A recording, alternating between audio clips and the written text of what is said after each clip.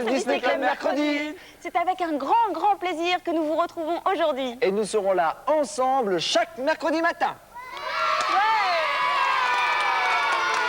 Ah, ça leur fait plaisir. Mais bien sûr, nous serons toujours là tous les dimanches matins.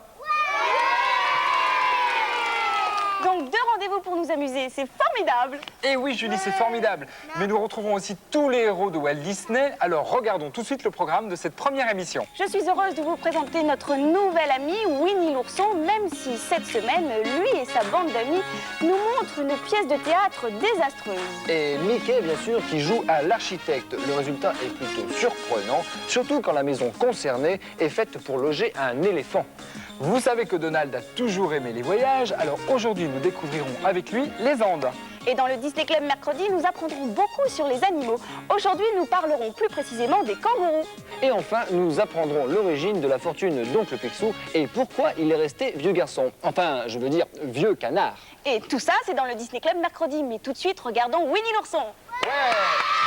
Dès qu'il s'éveille, il voit le soleil. Voici de retour sur le plateau de notre nouvelle émission, le Disney Club mercredi. Et aujourd'hui, nous allons accueillir un invité qui crée des instruments de musique très spéciaux.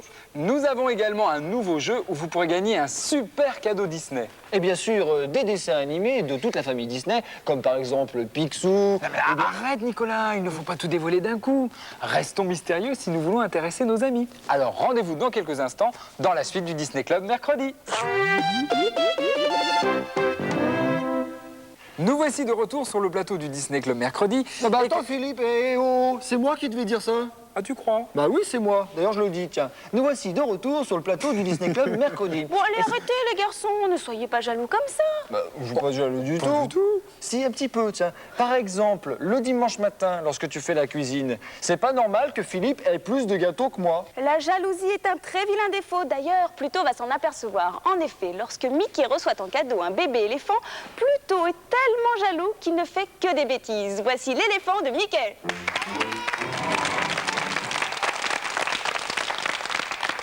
À bientôt Mickey Pluto. Oui, à bientôt, Mickey Pluto. Maintenant, nous sommes très heureux d'accueillir un invité. Oui, maintenant, nous sommes très heureux d'accueillir un invité qui va nous livrer quelques petits secrets. Enfin, Nicolas, t'as fini de dire tout ce que je dis? Voici Clovis. Non mais attends Philippe, je suis désolé, je dis pas absolument tout ce que tu dis. La preuve, voici un véritable magicien de la musique, Clovis. Bonjour. Alors Clovis, j'ai entendu dire que... Bonjour d'abord. Bonjour. Bonjour Clovis. Les enfants. J'ai entendu dire que tu faisais des canards, moi. Oh, non, bien sûr, ça m'arrive des fois de faire des canards, mais là un canard, je vais pas faire... Si je fais un canard, je prends mon canard. Là, je suis venu avec mon propre canard. Oui. Parce que si je fais un canard, je fais un canard. Bien fait. Hein? Alors, le canard a l'air gentil comme ça, mais vous avez vu, il a mal aux papates, les enfants, parce qu'il voyage beaucoup, il marche beaucoup. Alors, le canard va aller faire une petite balade, il va emprunter une mobilette. Je dis emprunter, bien sûr, c'est pourquoi je vais mettre un casque, parce que le casque, c'est obligatoire. Et ça va s'appeler, bien sûr, la balade du canarophone.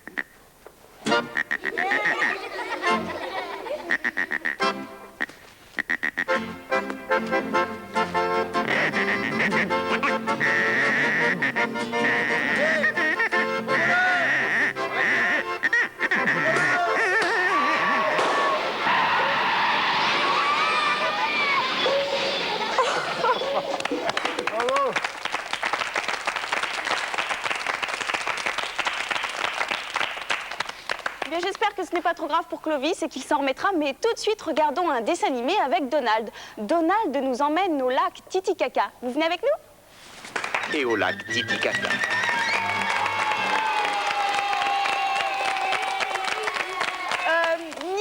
Oui. T'es-tu déjà demandé pourquoi les kangourous ont une poche sur le ventre? Écoute, Julie, je me pose cette question tous les jours. Et toi, Philippe, sais-tu pourquoi les girafes ont un si long cou?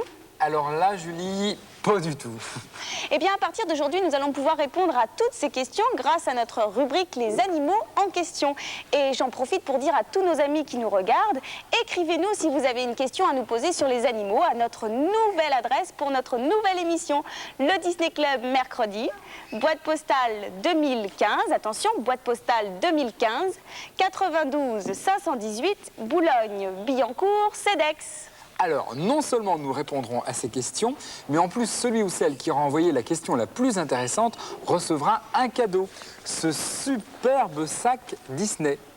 Oui, mais alors, attendez, là, si j'ai bien compris, on attend du courrier.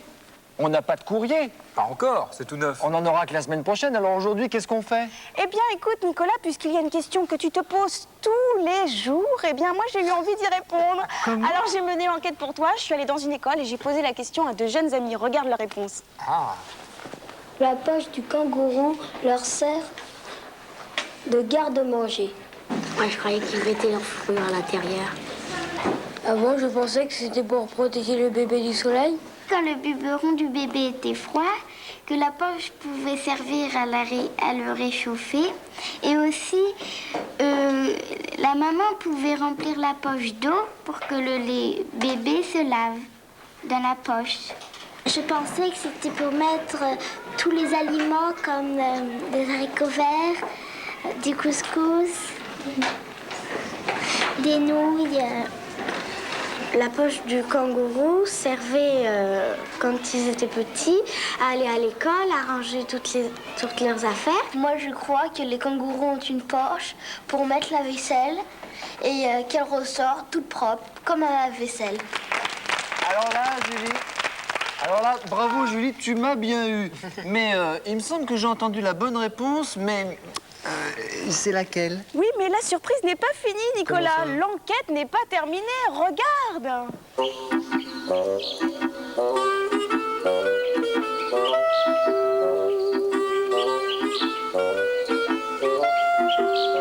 Parler de kangourou, c'est bien sûr et avant tout parler de poche.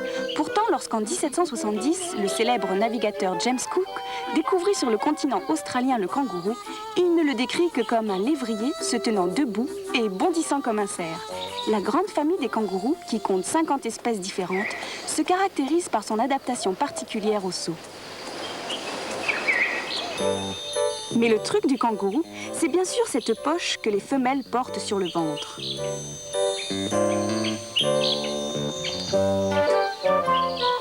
Lorsque le bébé kangourou voit le jour, il est véritablement démuni. Petite chose fragile, il mesure moins de 5 cm et pèse seulement quelques grammes. Et si celui-ci est déjà grand, il y a quelques semaines encore, il ressemblait plus à une grosse chenille toute rose qu'à un véritable kangourou.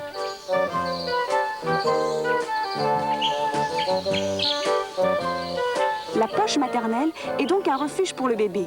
En toute sécurité, il va pouvoir y prendre des forces et finir sa croissance. Accroché à l'une des 4 tétines, il passe de longues heures à se ravitailler. Résultat, à 5 mois, tout habillé de poils, il sort la tête pour la première fois de la poche protectrice. 2 mois plus tard, il effectue ses premiers pas sans maman. Il ressemble enfin à un véritable kangourou, mais en miniature, puisqu'il ne pèse que 4 kilos.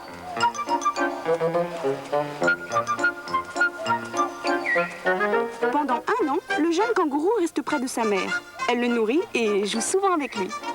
Il passe de moins en moins de temps dans la poche. Il ne se réfugie que lorsqu'un danger menace ou parfois pour y piquer un somme. Le kangourou n'est pas le seul mammifère à poche.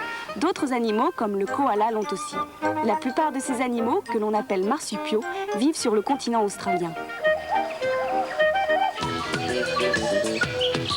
À 1 an, le kangourou pèse déjà 10 kilos.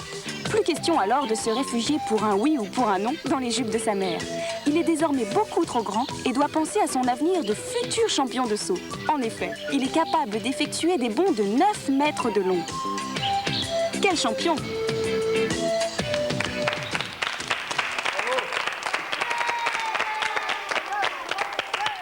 Eh bien voilà, ça, Nicolas. Ce n'est plus la peine de te poser la question tous les jours puisque je viens de te donner la réponse. Merci, Julie.